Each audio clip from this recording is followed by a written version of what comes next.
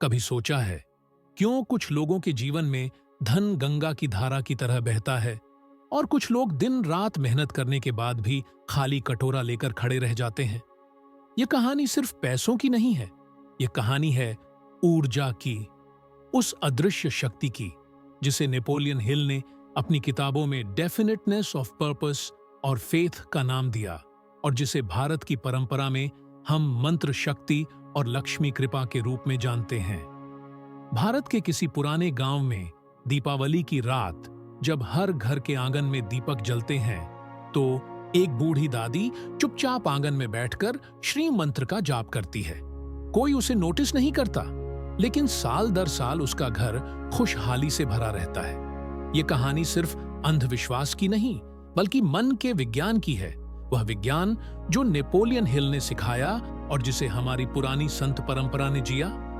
शायद अभी आप कर्ज में हैं, शायद आपने 1000 बार कोशिश की फिर भी बैंक बैलेंस खाली है। हो सकता है आपने लाखों रुपए के बिजनेस आइडिया सोचे लेकिन वो सिर्फ आइडिया बनकर रह गए।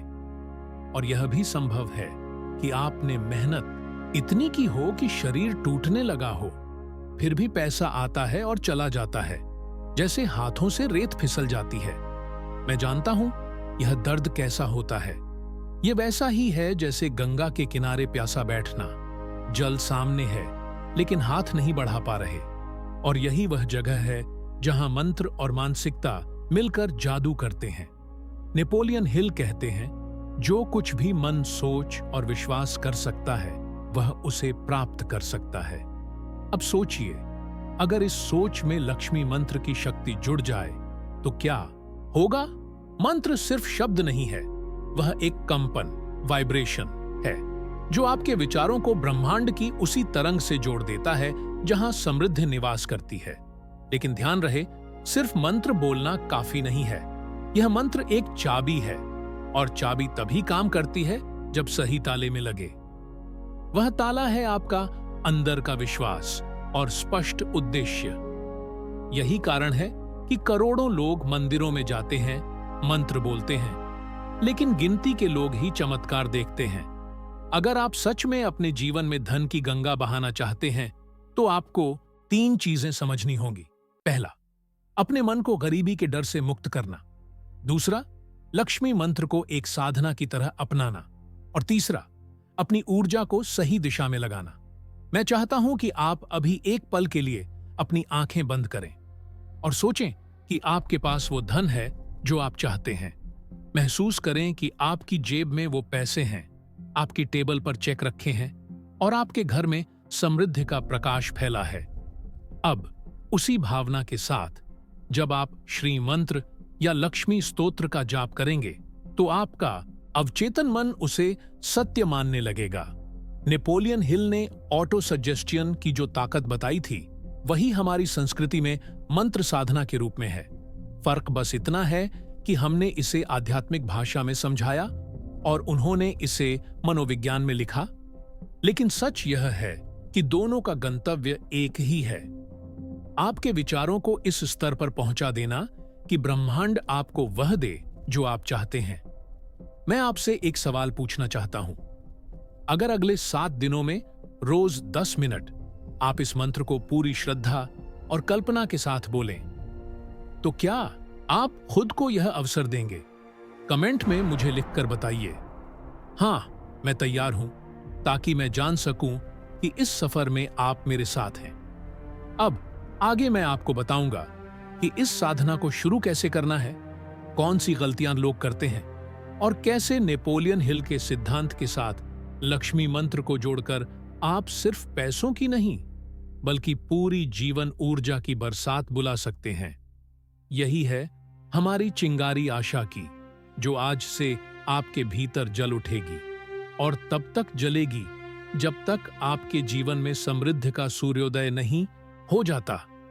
जब हम किसी मंत्र या सकारात्मक विचार को अपनाते हैं तो शुरुआत में मन एक बच्चे की तरह व्यवहार करता है, जिज्ञासु भी, लेकिन जल्दी ऊब जाने वाला। यही वह जगह है जहां अधिकांश लोग हार मान लेते हैं। पहले 2-3 दिन तो वे पूरे जोश से श्रीन मंत्र या लक्ष्मी स्तोत्र का जाप करते हैं, लेकिन जैसे ही कोई बाहरी समस्या या भीतर का संदेह आता है, उनकी साधना टूट जाती है। नेपोलियन हिल इस बिंदु पर बिल्कुल साफ कहते हैं, सफलता उन्हीं को मिलती है जो तब भी चलते रहते हैं जब बाकी लोग रुक जाते हैं। और हमारी भारतीय साधना परंपरा में भी कहा गया है, नियत और निरंतरता ही साधना की जान है। इसका मतलब यह है कि अगर आपने मन में संकल्प लिया है कि 7 दिन, 21 दिन या 40 दिन इस मंत्र का अभ्यास करेंगे, तो चाहे आंधी आए या तूफान, आपको इसे निभाना ही होगा। आप सोच रहे होंगे, लेकिन मेरे अंदर का डर, मेरी पुरानी मान्यताएं और समाज का दबाव मुझे बार बार रोक देता है। बिल्कुल सही, यही वे बाधाएं हैं जिनसे हर साधक को गुजरना पड़ता है। डर कहेगा, यह सब अंधविश्वास है। पुरानी मान्यता कहेगी, तुम्हारा भाग्य खराब है, कुछ नहीं बदल सकता। और समाज कहेगा, पैसा मेहनत से आता है, मंत्रों से नहीं। यहां मैं आपसे एक राज साझा करना चाहता हूं। मेहनत और मंत्र दोनों मिलकर ही काम करते हैं। मंत्र आपके मन को सही दिशा में लगाता है, मेहनत उस दिशा में आपके कदम बढ़ाती है। अगर आपका मन गरीबी और कमी की सोच में अटका रहेगा, तो मेहनत का आधा असर भी नहीं होगा। लेकिन अगर आपका मन पहले से ही समृद्धि की तरंग पर चल रहा है, तो मेहनत कई गुना फल देगी। तो चलिए, अब मैं आपको एक आसान लेकिन शक्तिशाली अभ्यास देता हूं, जिसे आप आज रात से शुरू कर सकते हैं। रात को सोने से पहले शांत होकर बैठ जाएं। 3 गहरी सांसें लें और अपने मन से दिन भर का तनाव निकाल दें। आंखें बंद करें और अपने आप को उस स्थिति में कल्पना करें जहां आपके पास वह धन और जीवन शैली है जिसकी आप कामना करते हैं। अब श्रीन मंत्र को धीमी आवाज में या मन ही मन 108 बार दोहराएं। हर बार मंत्र के साथ अपने आप को उस संपन्न अवस्था में महसूस करें। अंत में कृतज्ञता व्यक्त करें, जैसे कि यह सब पहले ही हो चुका है। यह अभ्यास अगर रोज किया जाए तो आपके अवचेतन मन में एक नया पैटर्न बना देगा। नेपोलियन हिल इसे ऑटो सजेस्शन का नियम कहते हैं और संत परंपरा में इसे संस्कार निर्माण कहा जाता है। शुरुआती दिनों में आपको छोटे छोटे बदलाव दिखने लगेंगे, जैसे कि अचानक कोई पुराना कर्ज चुकाने का रास्ता निकल आना, कोई नया अवसर मिलना या फिर किसी पुराने क्लाइंट का अप्रत्याशित भुगतान आना। यह वही संकेत है कि आपकी ऊर्जा सही दिशा में बहने लगी है। लेकिन सावधान रहें, जब जीवन में पहला बदलाव आता है तो मन अक्सर आलसी हो जाता है। वह सोचता है, अब तो सब ठीक हो रहा है, मंत्र का अभ्यास कम कर दूं। यही सबसे बड़ा जाल है। याद रखिए, गंगा में डुबकी लेने से सिर्फ एक बार पवित्रता नहीं आती, निरंतर स्नान ही जीवन को निर्मल रखता है। नेपोलियन हिल की किताब थिंक एंड ग्रो रिच में एक कहानी है। एक व्यक्ति ने सोने की खान में बहुत मेहनत की, लेकिन थोड़ी दूरी पर सोना होने से पहले ही उसने खुदाई बंद कर दी। बाद में दूसरा आदमी आया, उसने वही जगह थोड़ी और खोदी और सोने की नस मिल गई।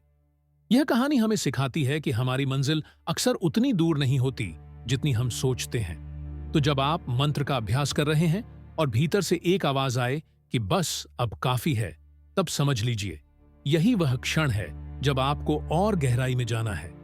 अब आप इस साधना को एक सेवा की भावना के साथ भी जोड़ सकते हैं। जब भी आपको कुछ अतिरिक्त धन मिले, उसका एक छोटा हिस्सा किसी जरूरतमंद को दें। यह क्रिया न सिर्फ आपके मन को और अधिक उदार बनाती है, बल्कि ब्रह्मांड को यह संदेश देती है, मैं समृद्ध हूं और मैं समृद्धि बांट सकता हूं। याद रखिए, लक्ष्मी माता सिर्फ उन घरों में स्थायी रूप से रहती हैं जहां धन का प्रवाह रुकता नहीं है, जहां वह सिर्फ संग्रहित नहीं होता बल्कि समाज के भले में लगाया जाता है। आने वाले हिस्से में मैं आपको बताऊंगा कि इस साधना को लंबे समय तक कैसे बनाए रखें, कैसे यह न सिर्फ आपके धन बल्कि आपके रिश्तों, आपके करियर और आपके आत्मविश्वास को भी बदल देगी। और हम देखेंगे कि कैसे नेपोलियन हिल के विचार भारतीय जीवन दर्शन के साथ मिलकर एक ऐसी शक्ति बनाते हैं जो आपकी पूरी चेतना को बदल सकती है। कुछ हफ्तों के लगातार अभ्यास के बाद आप देखेंगे कि यह मंत्र सिर्फ आपके बैंक अकाउंट में नहीं, बल्कि आपके मन और जीवन में भी बदलाव ला रहा है। शुरुआत में यह एक बीज की तरह था जो मिट्टी के अंदर छुपा हुआ था, लेकिन अब वह अंकुर फूटने लगा है। और जैसे ही वह सूरज की पहली किरण को महसूस करता है, वैसे ही आपका मन अब नई संभावनाओं की ओर खुलने लगा है। नेपोलियन हिल कहते हैं, जब मन एक विचार को पूरी निष्ठा और विश्वास के साथ पकड़ लेता है, तो ब्रह्मांड की हर शक्ति उस विचार को वास्तविकता में बदलने में मदद करती है।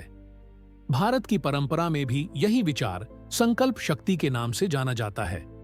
यह वह क्षण है जब साधक की साधना सिर्फ एक रूटीन नहीं रहती, बल्कि उसका जीवन बन जाती है। अब आपके आसपास के लोग भी बदलाव महसूस करने लगेंगे। आपके बोलने के तरीके में आत्मविश्वास झलकने लगेगा, आपके चेहरे पर एक अलग ही चमक होगी और लोग कहेंगे, तुम्हारे साथ रहकर अजीब सी पॉजिटिविटी महसूस होती है। यह वही आभा है जो भीतर की स्थिरता और लक्ष्मी कृपा से पैदा होती है। लेकिन इस चरण में एक और चुनौती आती है, स्थिरता बनाए रखना। जैसे खेत में अंकुर निकलने के बाद किसान को और अधिक ध्यान देना पड़ता है, पानी, खाद और समय पर देखभाल, वैसे ही आपको भी अपनी साधना और विचारों की रक्षा करनी होगी। नकारात्मक समाचार, आलोचना करने वाले लोग और भीतर के पुराने डर अभी भी लौट सकते हैं। यहाँ एक छोटा सा लेकिन गहरा अभ्यास काम आता है, मानसिक सुरक्षा कवच। हर सुबह मंत्र जाप के बाद अपनी आंखें बंद करें और कल्पना करें कि आप सुनहरी रोशनी के एक घेरे में खड़े हैं।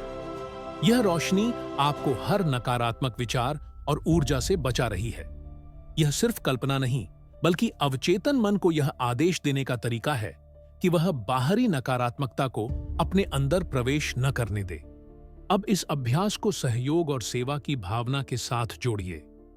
जब आप अपने जीवन में समृद्ध महसूस करने लगते हैं, तो आपके भीतर दूसरों को भी ऊपर उठाने की इच्छा जागती है। जैसे गंगा कभी अपने जल को रोककर नहीं रखती, वैसे ही आप भी अपनी खुशहाली को दूसरों तक पहुंचाना शुरू करेंगे, चाहे वह आर्थिक मदद हो, ज्ञान का साझा करना हो या सिर्फ किसी को समय और ध्यान देना हो। नेपोलियन हिल का मानना था कि सच्ची सफलता वही है जो दूसरों की जिंदगी में भी रोशनी लाए। भारतीय संतों ने भी यही कहा, परमार्थ ही परम धर्म है। इसका मतलब है कि आपकी साधना तब और शक्तिशाली हो जाती है जब वह सिर्फ आपके लिए नहीं, बल्कि आपके आसपास के लोगों के लिए भी लाभदायक हो। सोचिए, अगर आप रोज लक्ष्मी मंत्र का जाप करते हैं और उसके साथ यह निश्चय करते हैं, आज मैं अपने आसपास के किसी व्यक्ति के जीवन में एक छोटा सा प्रकाश जलाऊंगा, तो यह आदत आपको न सिर्फ धनी बनाएगी, बल्कि सम्मान और प्रेम से भी भर देगी। इस चरण में आपकी चेतना का विस्तार होना शुरू हो जाता है। आप सिर्फ अपनी जेब की नहीं, बल्कि अपने दिल की भी गिनती करने लगते हैं। आप महसूस करेंगे कि असली संपत्ति सिर्फ नोटों के ढेर में नहीं है, बल्कि उस स्वतंत्रता, आत्मसम्मान और प्रभाव में है जो आपके भीतर से आता है। जैसे जैसे आप आगे बढ़ेंगे, आपको यह भी समझ आएगा कि यह मंत्र और यह अभ्यास आपके जीवन के हर क्षेत्र में असर डाल रहा है।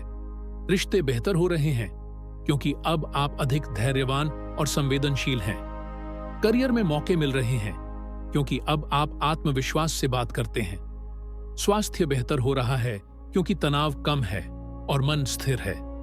अब यह साधना एक जीवन पथ बन चुकी है और जैसे सूर्योदय अंधकार को चीर देता है, वैसे ही आपकी आंतरिक रोशनी हर चुनौती को पार करने में आपकी मदद कर रही है।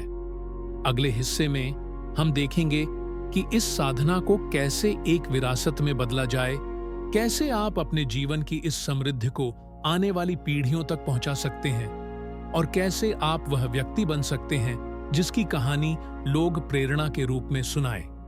यह अंतिम चरण आपके जीवन को केवल बदलने का नहीं, बल्कि उसे इतिहास में अंकित करने का मौका देगा।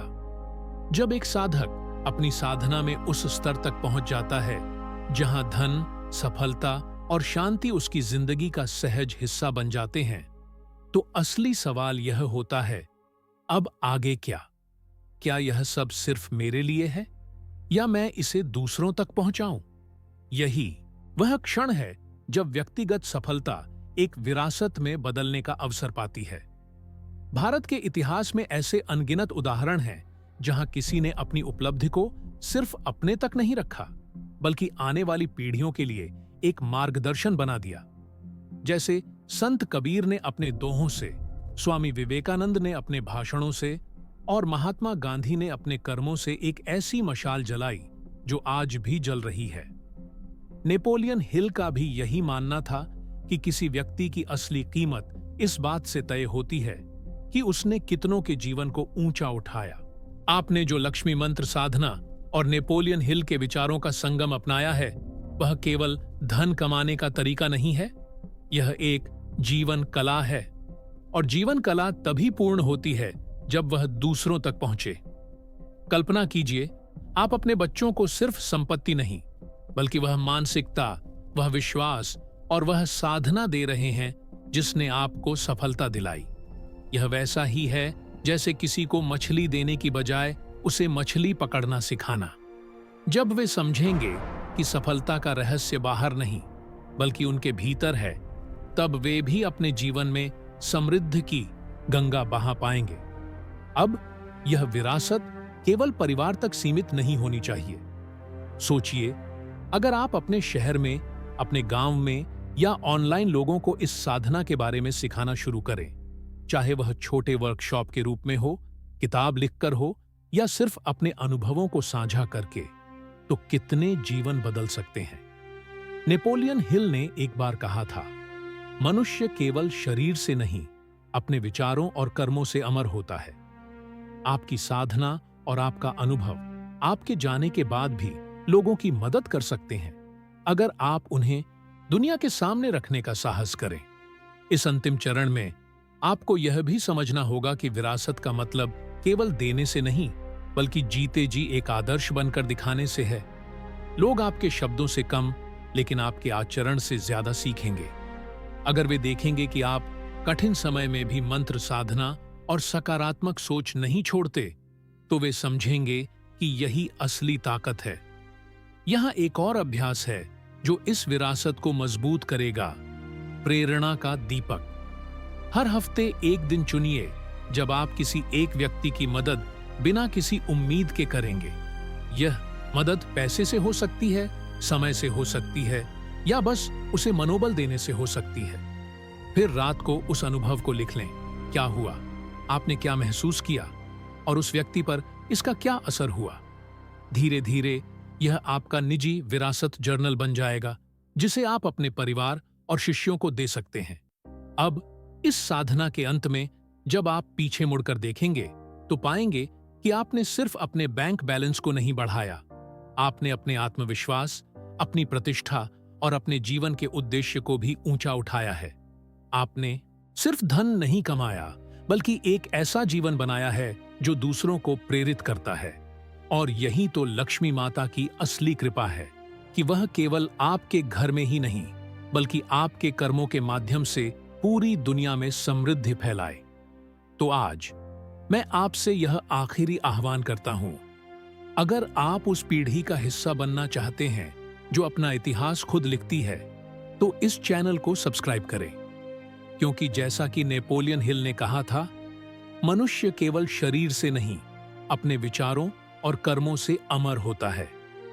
आज से अपने जीवन को इस तरह जिए कि जब आपका नाम लिया जाए तो लोग कहें, उसने न सिर्फ अपना भाग्य बदला, बल्कि दूसरों के लिए भी रास्ता बनाया। यही आपकी असली विरासत होगी, यही आपका मोक्ष और यही आपके जीवन का सबसे बड़ा धन।